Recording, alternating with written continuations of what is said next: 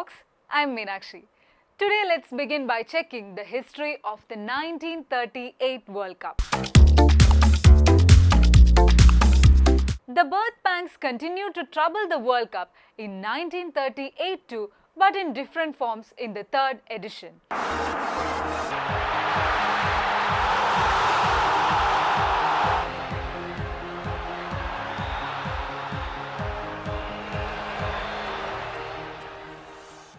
The South Americans as a whole felt betrayed when the hosting rights for the second successive time went to a European country, France, this time.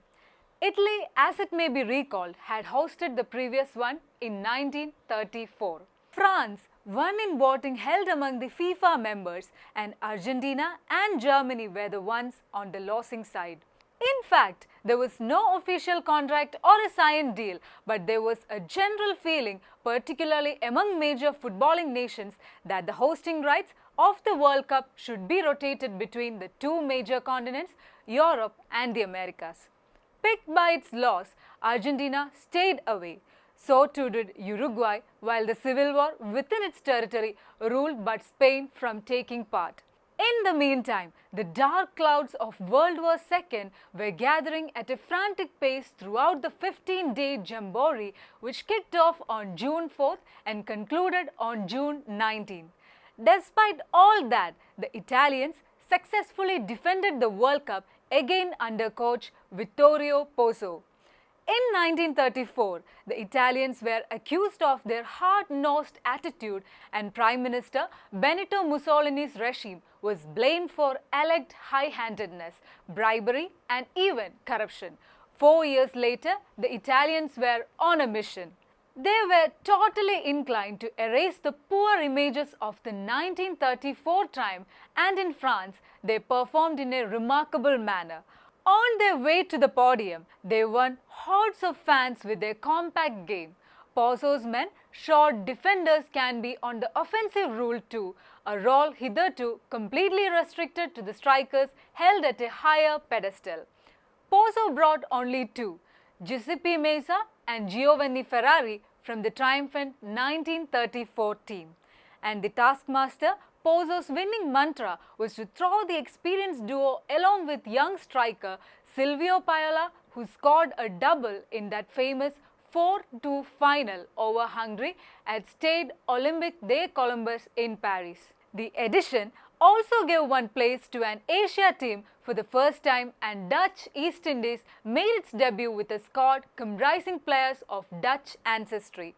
This after Japan, the original entrant, pulled out without playing a game, paving the way for East Indies. France and Italy qualified automatically, being the hosts and the reigning champions. Europe thus had 12 entrants, while the Americas were represented by Brazil and Cuba.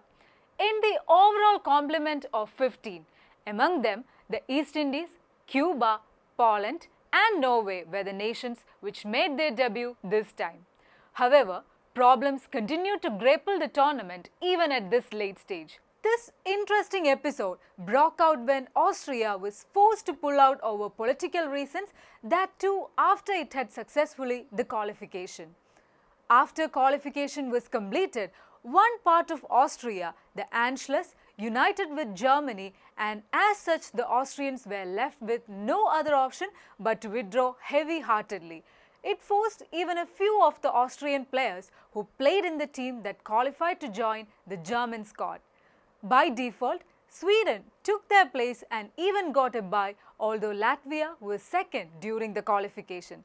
Since FIFA did not invite Latvians to compete, they simply lost out. The first round knockout matches were held under the cup system, the last time such a format was followed in the World Cup. In 1934, only 2 matches had gone into extra time and 1 match was replayed. But this time around, 5 matches in the first round went to extra time and 2 were replayed.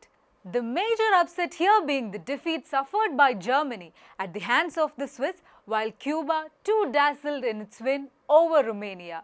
The shock defeat of the Germans was seen as a result of the truant played the 5 Austrians who had figured in the lineup but in more ways than one proved to be a big boost for the tournament as fans in large numbers began to attend the matches. This by itself, however, did not help the French per se as the home side was shown the exit door by the Italians. Hungary upended the Swiss while the Czechs without Aldrich Nejedly and František Planica were beaten back by Brazil. The Swedes, having drawn a bye, won it quite easily against Cuba to complete the round of last 4 lineup. But the Swedes finally met their match as the Hungarians simply stampeded them with a 5-1 win, while the Italians packed off Brazil with a hard-fought 2-1 victory, the latter missing the services of its star forward, Leonidas, the leading goal scorer of the tournament. Before the final, it was rumored that the Italians had received a secret message saying just 2 words, win or die, reportedly from their controversial premier, Mussolini. But this was vehemently denied by the Italians, who nevertheless was not to be stopped. The final at the Stade Olympique was one-sided as Pozzo's side took an early lead, and even though Hungary equalized soon, the Italians were quick to forge ahead once again. After half-time, the Italians held firm control as they doubled their lead. The Hungarians did pull one back in the final session but was hardly able to make any impact as the Italian raced to victory and became the first team to defend the world champion title.